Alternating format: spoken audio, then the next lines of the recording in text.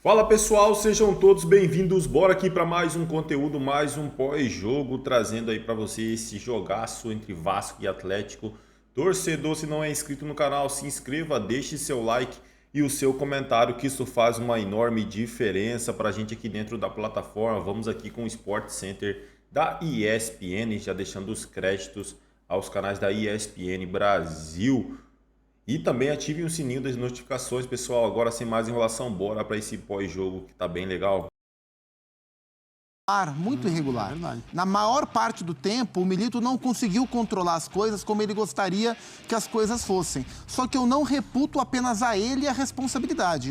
Eu levo muito em consideração o fato de ele ser um técnico totalmente novo nesse mercado, dessa temporada ter sido ainda mais atípica do que as temporadas já são complexas no Brasil por causa da Copa América, os problemas que o Galo teve, e eu acho que dentro desse contexto ele foi tentando se equilibrar. Mas reconheço que o Galo esteve mais vezes mal do que bem. Foi o que eu falei segunda-feira. Embora eu não ache o trabalho bom, entenda o trabalho como irregular, eu via potencial nas coisas melhorarem para a próxima temporada. Com o maior conhecimento dele do mercado, com o maior conhecimento dele do contexto, com o maior conhecimento dos jogadores e do clube em relação aos métodos do Milito, com um esforço maior da diretoria para apresentar e entregar a ele um elenco mais equilibrado. Embora um dos investidores da SAF do Galo, o Rafael Menin, o filho do Rubens Menin, tenha dado uma entrevista...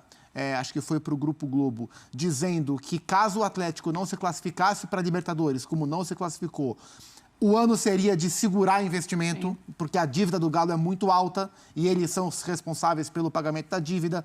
Então, assim, eu via potencial para as coisas melhorarem, mas bom o trabalho não foi. Ele foi em alguns momentos. No todo, ele foi uma grande gangorra.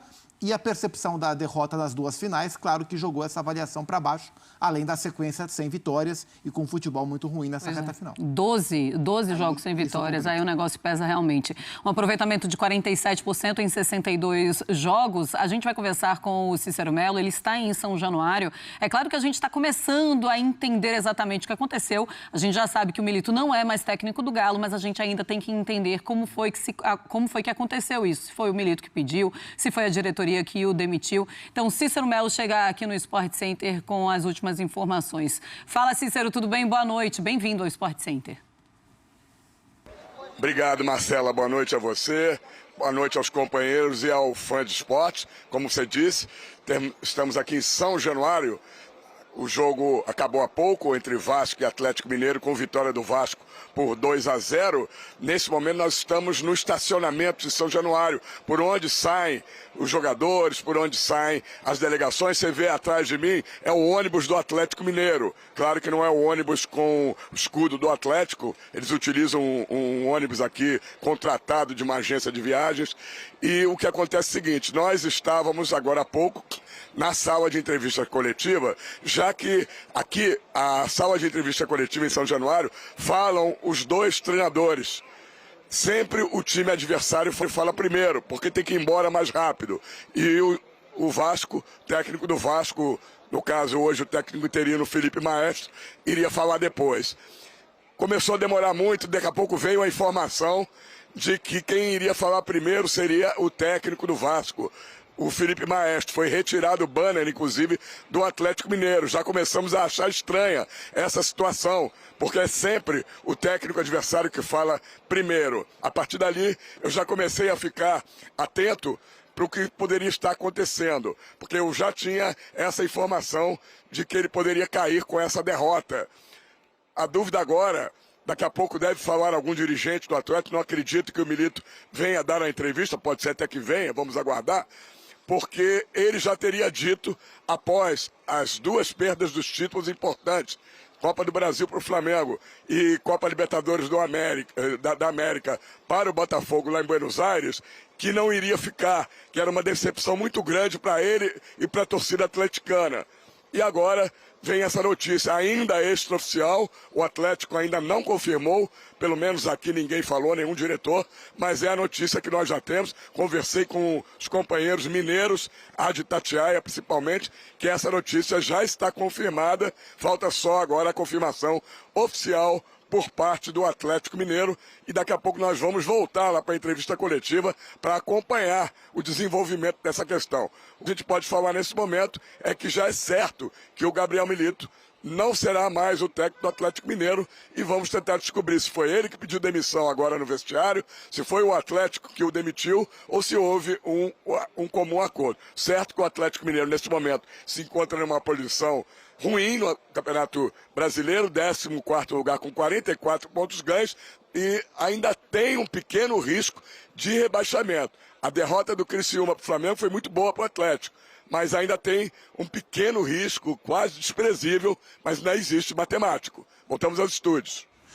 Vamos lá, obrigado, Cícero. A gente, claro, espaço aberto ao seu trabalho aí em São Januário, acompanhando esse pós-jogo de Vasco 2, Galo 0, e especialmente, André, a situação do Milito, que não é mais técnico do Galo, a nossa setorista em BH, acompanhando o futebol do Galo, do Cruzeiro da América, a Vitória Leite trazendo informação também já com o site, né, o espn.com.br, da saída do Milito, de que o Galo optou pela demissão do Milito, dele não seguir mais no comando.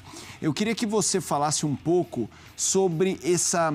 É muito difícil analisar trabalho de treinador quando o futebol não é bom, mas alguns resultados vão acontecendo, que foram as caminhadas nas Copas, e o contrário, né? Quando às vezes o futebol é bom e os resultados não acontecem. A gente sabe que se o Galo tivesse vencido no fim de semana, ele não seria demitido, e assim funciona. Mas eu queria, aonde não funcionou para você? Porque em um momento muito delicado dos campeonatos, o Galo foi muito bem. Não é que só passou e passou bem, mas durou muito pouco, foi por muito pouco.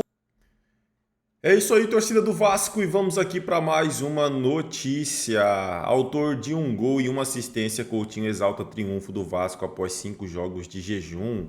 O Vasco se despediu de São Januário em 2024 com uma bela vitória sobre Atlético Mineiro na 37ª rodada do Campeonato Brasileiro.